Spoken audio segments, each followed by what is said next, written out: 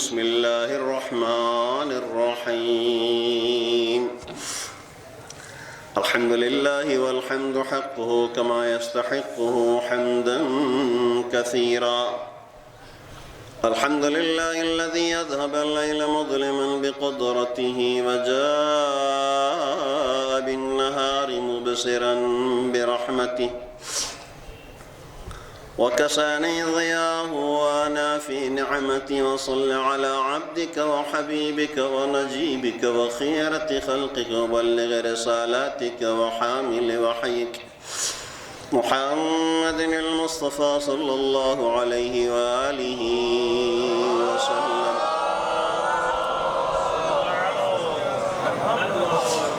وعلى أخيه ووصيه ووزيره وصاحب لوائه ووارث علمه وعلم النبيين أمير المؤمنين سيد الوصيين علي بن أبي طالب عليه أفضل الصلاة والسلام وعلى جوهرة القدسية في تعين الإنسية بدعة حقيقة نبوية الصديقة الطاهرة فاطمة الزهراء سيدة نساء العالمين صلوات الله وسلامه عليها وعلى عبديك وصفييك وصبتي الرحمة وسيدي شباب أهل الجنة الحسن والحسين عليهم السلام وعلى أئمة المسلمين علي بن الحسين محمد بن علي وجعفر بن محمد وموسى بن جعفر وعلي بن موسى ومحمد بن علي وعلي بن محمد والحسن بن علي والحجة القائم المهدي المنتظر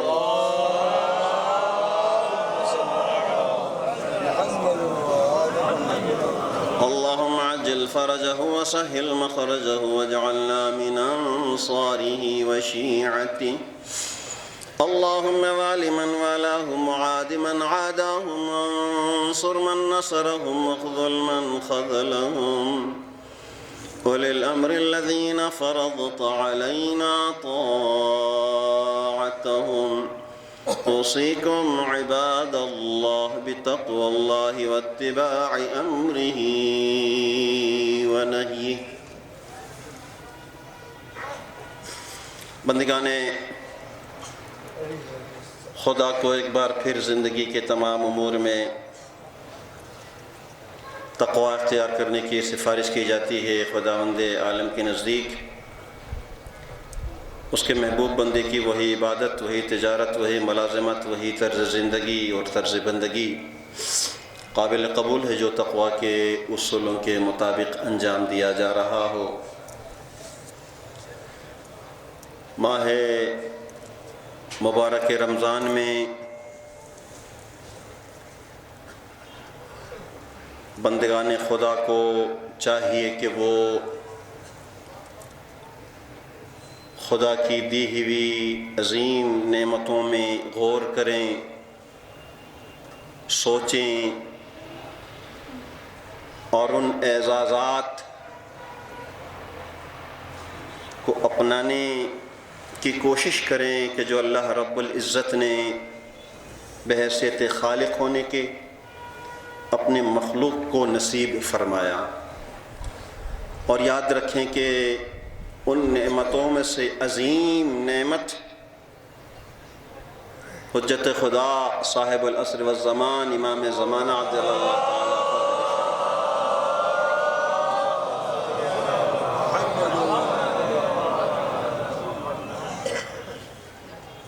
کہ جن کے وجود مبارک سے کائنات باقی ہے زمین و آسمان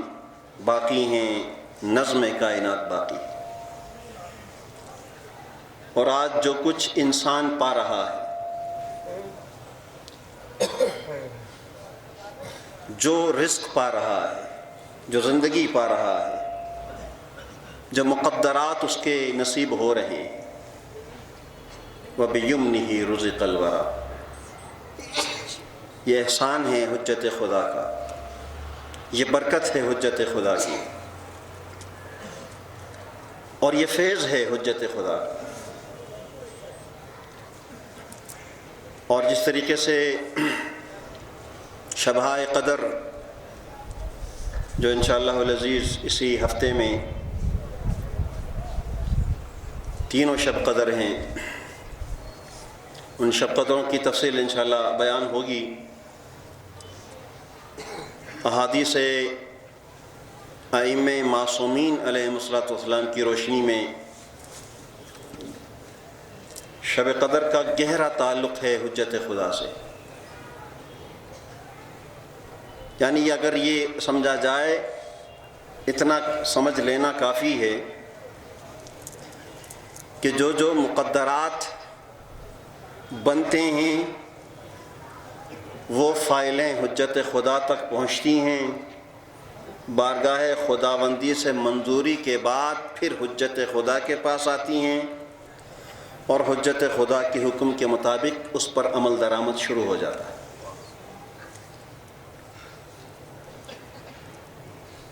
یہ تو ایک تعلق ہے نظام کائنات میں، اس لیے میں اکثر توجہ دلانے کی کوشش کرتا ہوں کہ یا علی کہنا، یا رسول اللہ کہنا، یا حسن یا حسین یا فاطمہ یا مہدی کہنا شرک نہیں ہے۔ اس لیے شرک نہیں ہے کہ یہ نظام الہی کا حصہ ہیں، نظام الہی کا حصہ ہیں۔ جس طریقے سے زیارت جامعہ کبیرہ میں بموالاتکم تمت الکلمہ وعظمت النعمہ واتلفت الفرقہ وبموالاتکم تقبل الطاعۃ المفترضہ ولکم المودۃ الواجبہ، کہ ولایت اہل بیت اطہار میں آنے کے بعد جو کلمہ ہے وہ اپنے انجام کو، اکمال کو پہنچ جاتا ہے، اور نعمتیں عظمتوں کو چھو لیتی ہیں، اور جو گروہ بندیاں ہیں اسے یکسوئی، یکجہتی نصیب ہوتی ہے۔ اور اے ائمہ اہل بیت، تمہاری ولایت کو قبول کرنے کے نتیجے میں تم پر جو اللہ نے فرائض فرض کیے ہیں، جو واجبات فرض کیے ہیں، وہ مورد قبول قرار پاتی ہیں۔ وَلَكُمُ الْمَوَدَّةُ الْوَاجِبَةُ، اور اے ائمہ اہل بیت، آپ ہی کے لیے اللہ نے آپ کی محبت کو واجب قرار دیا۔ یہ تو ایک گہرا تعلق ہے نظام کائنات کا۔ نظام کائنات کا حصہ ہیں، نظام الہی کا حصہ ہیں۔ اگر یہ نظام الہی کا حصہ نہ ہوتے، نہ محمد سے کہا جاتا لولاک لما خلقت الافلاک، نہ علی سے کہا جاتا کہ علی اگر تم نہ ہوتے کائنات خلق نہ ہوتی، نہ فاطمہ سے کہا جاتا کہ اگر اے فاطمہ اگر تمہاری پیدائش نہ ہوتی تو نہ محمد خلق ہوتے نہ علی خلق ہوتے۔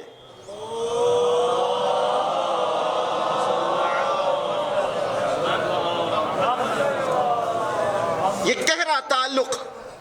تکوینی لحاظ سے، لیکن اس کے علاوہ بھی ایک تعلق ہے۔ مولا کائنات اسد اللہ الغالب، شیر خدا حضرت علی ابن ابی طالب علیہ السلام کی شہادت کے ایام بھی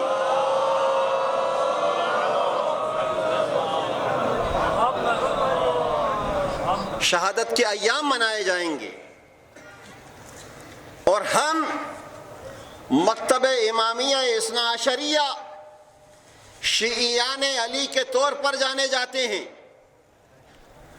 پیروان علی، محبان علی کے طور پر جانے جاتے ہیں۔ اگرچہ ہم ہی پیروان رسول بھی ہیں، محبان رسول بھی ہیں،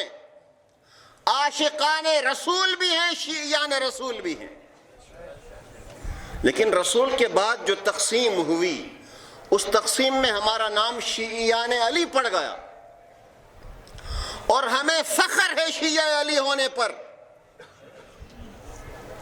اس لیے کہ شیعیت کی بنیادیں 1,24,000 انبیاء نے رکھی۔ شیعیت کی بنیاد خاتم النبیین حضرت محمد مصطفیٰ صلی اللہ علیہ وآلہ وسلم نے رکھی۔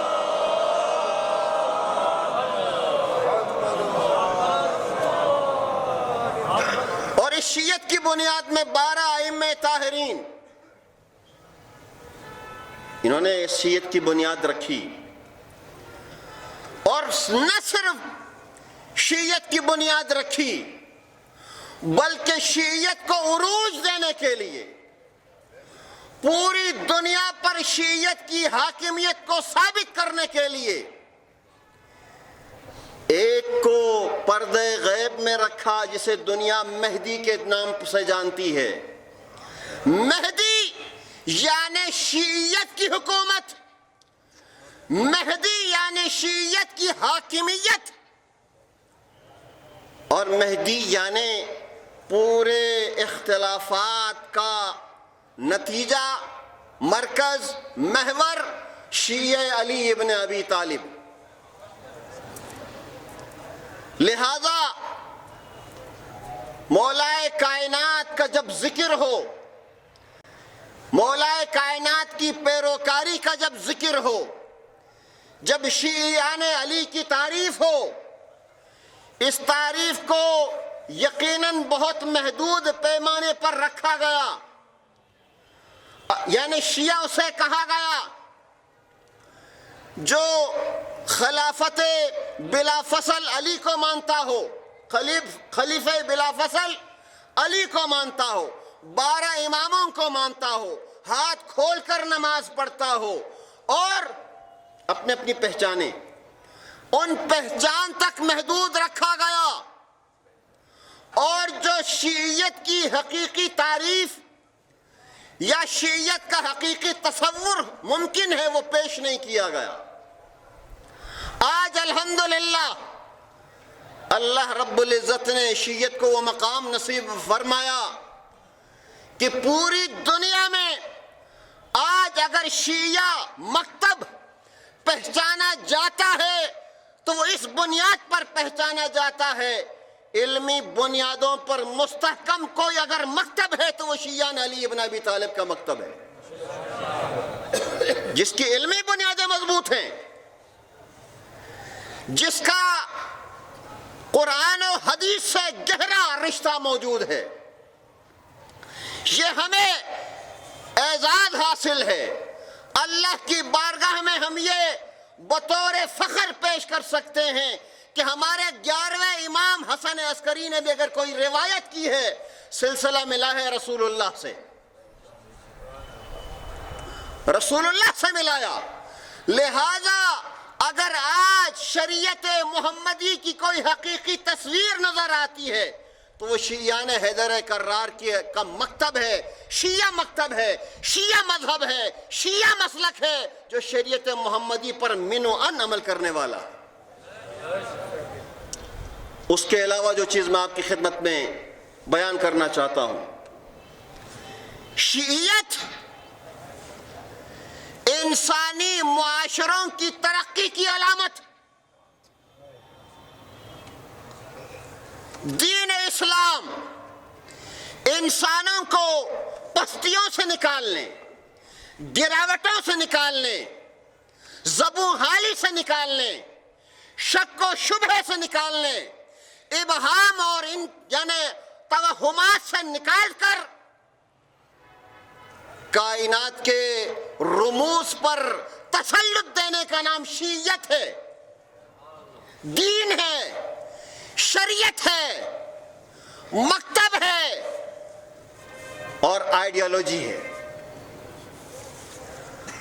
آج اگر دنیا ترقی چاہتی ہے شیعیت سے ترقی مل سکتی ہے، وہ بھی مذہبی بنیادوں پر۔ آج اگر دیکھ لیں، اپنی آنکھیں کھول لیں، اسلامی ملکوں میں والا ملک تمام صلاحیتوں کو حاصل کرنے، پابندیوں کے باوجود، مشکلات کے باوجود اگر ترقی کی علامت کوئی بن چکا ہے تو وہ شیعہ ملک ہے، اس لیے کہ شیعیت ہی تمہیں ترقی کی راہ دکھلا سکتی ہے۔ شیعیت تمہیں عروج پہنچا سکتی ہے۔ اور کیوں یہ شیعیت ترقی کی علامت نہ ہو؟ جس شیعیت کے پاس امام مہدی کا تصور ہو، جس نے پوری دنیا پر اللہ کی حاکمیت کو چھا دینا ہے، جس نے پوری دنیا پر اللہ کے نظام کو حاوی کرنا ہے، اس نظام کو حاوی کرنا دست امام سے ہے، اس کا مطلب یہ ہے کہ پوری دنیا پر حکومت کرنے کی اہلیت شیعہ رکھتا ہے۔ اور وہ حکومت کیسے اہلیت رکھتا ہے؟ اس لیے کہ ترقی کی مستحکم راہیں شیعوں کے پاس ہیں۔ شیعیت تمہیں ترقی کے راستے پر اس بلندیوں تک پہنچا دیتا ہے۔ شیعیت اتحاد امت کی بنیاد ہے۔ اگر آج امت اتحاد کی راہوں کو تلاش کرتی ہے تو یہ کردار شیعیت ہی ادا کر سکتی ہے۔ اگر میں یہ جملہ کہوں، اتحاد امت کا مرکز و محور شیعیت ہے، وہ عام جملہ جو کہا جاتا ہے کہ ہمیں کسی سے سند لینے کی ضرورت نہیں ہے کہ ہم مسلمان ہیں، کوئی سند دیتا نہ پھرے، کوئی یہ سند اپنا برسر عام سند دینا شروع نہ کرے، یہ مسلمان ہے، یہ مسلمان نہیں ہے۔ اگر دنیا میں کسی کو یہ حق حاصل ہے وہ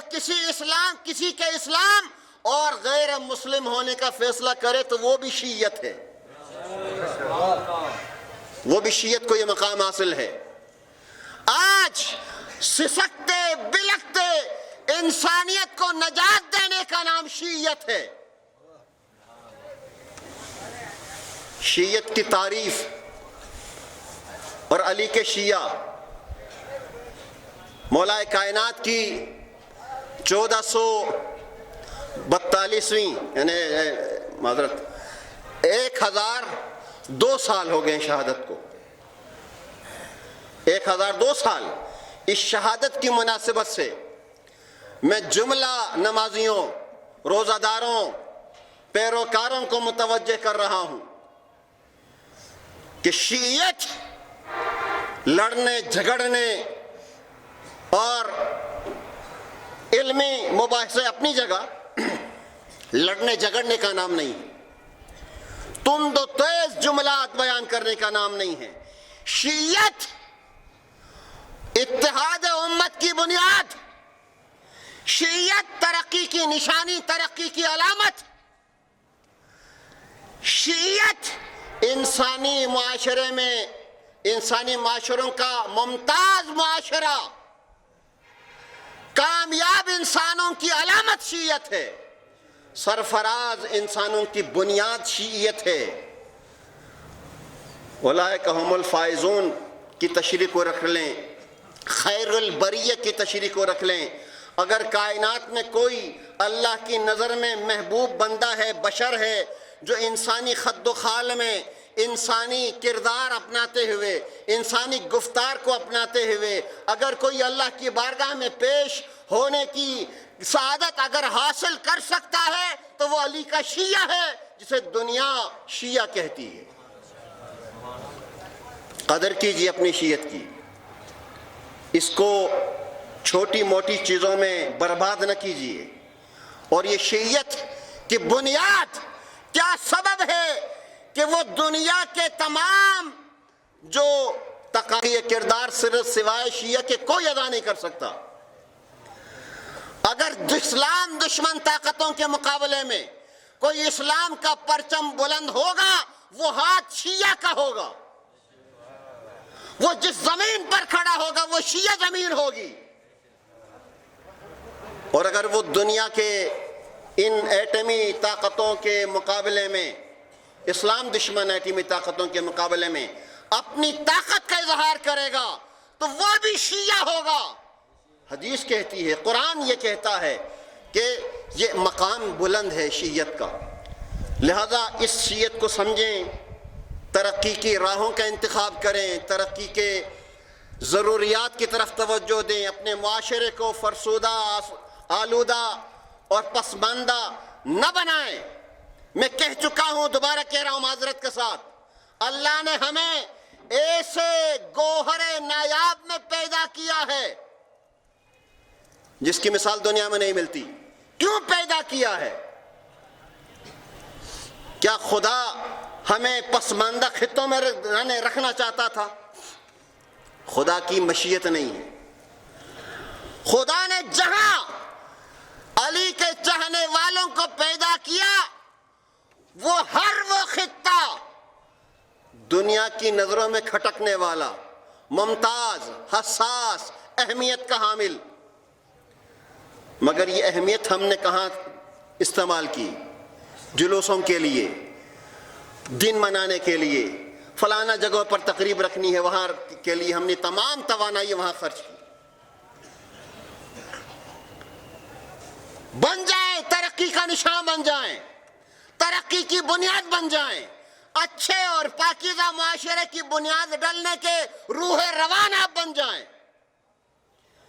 علمی بنیادوں پر ترقی کے حصول کے لیے آپ ایک مغز متفکر بن جائیں۔ شیعت اس چیز کا نام ہے۔ بس اتنا کافی ہے سمجھانے کے لیے، اگرچہ اس مختصر وقت میں اور جمعے کے آخری لحظات میں اس سے زیادہ تفصیل ممکن نہیں، لیکن ایک اہم نقطے کی طرف توجہ دلانا مقصود ہے۔ 7 سال سے ہم کبھی روڑوں پر ہیں عید کی نماز کے لیے۔ ہم نے اپنا حق سمجھا اور اپنے سابقہ روایات اور گلگت بلتستان کے اندر رائج جو روایات ہیں، ان روایات کو سامنے رکھتے ہوئے ہم نے ایک عید کی نماز آگے سلطان آباد میں پڑھی۔ اس کے بعد حق تلفی کا ایک سلسلہ شروع ہوا، اور اب تک جو 7 سال گزرے ہیں، میں اتنا کہوں گا ایک ریکارڈ قائم کیا گیا انتظامیہ کی جانب سے، حکومتوں کی جانب سے، نظر انداز کرنے کا، حق تلفی کرنے کا، تعصب برتنے کا ایک حق، یعنی بنیادی جو کسی ہر حوالوں سے حقوق کا ضامن ہے۔ کوئی نہیں کہہ سکتا کہ آپ کی ڈیمانڈ غلط ہے، جس فورم پر بھی جائیں آپ کی ڈیمانڈ صحیح ہے۔ یقیناً آپ معقول جو ہے وہ ڈیمانڈ رکھتے ہیں، اس لیے کہ پورے ملک کے اندر یہ سلسلہ رائج ہے، عیدگاہ کی زمین کا الاٹ کرنا، یعنی جنازہ گاہ کے لیے جگہوں کی الاٹمنٹ، یہ حکومت کی ذمہ داری۔ مگر چھوٹے چھوٹے ہیلے بہانے کے سبب یہ 7 سال گزارے گئے، اپنی زبان بھی دی، یعنی قبر تک کی بات کی کہ جناب یہ ہر انسان اپنے اپنے قبر میں سوال جواب دینا ہے، لہذا میں یعنی بحیثیت مسلمان ہونے کے آپ کے ساتھ وعدہ کرتا ہوں، آپ کو زبان دیتا ہوں۔ اب وہ خود سوچیں کہ ان کی زبان اب مسلمان رہی ہے یا نہیں رہی۔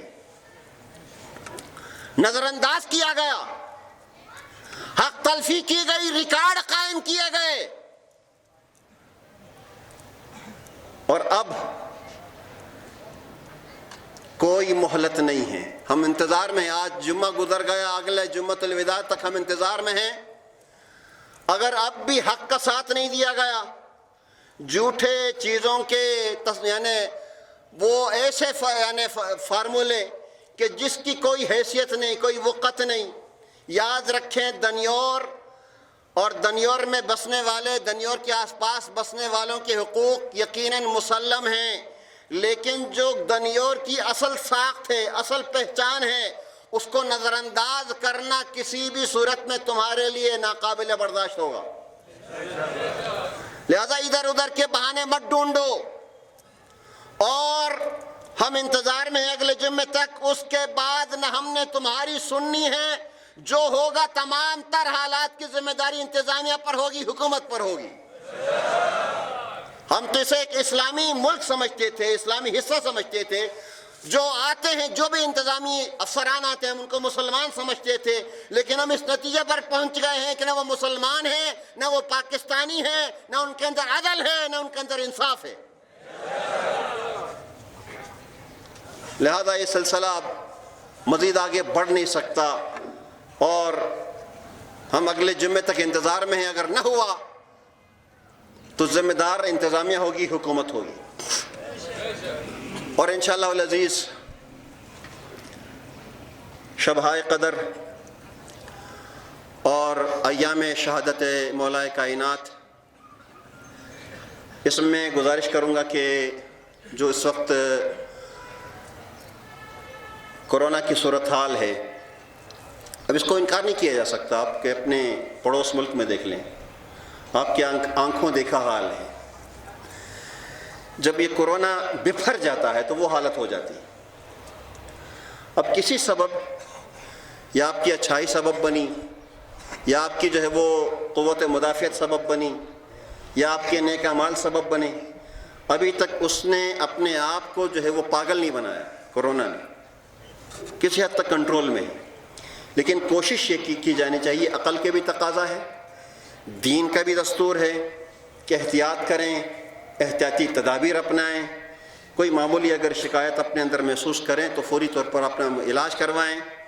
اور وہ جو احتیاطی تدابیر آپ کو بیان کی گئی ہیں اس پر عمل پیرا ہوں، تاکہ اپنے آپ کو بھی نقصان سے بچائیں، دوسرے کو بھی نقصانوں سے آپ بچا سکیں۔ لہذا شبہ قدر میں دوبارہ گزارش کروں گا کہ تینوں شب قدر ہیں، 19 کی شب قدر بھی، 21 کی شب قدر بھی، 23 کی شب قدر بھی۔ لہذا اپنے طور پر تقسیم نہ کریں کہ ایک بڑو شب قدر رکھیں، ایک کیوں شب قدر رکھیں۔ شب قدر ہے، چاہے وہ 19 کا ہو وہ بھی شب قدر ہے۔ آپ نہیں کہہ سکتے کہ 19 والا شب قدر نہیں ہے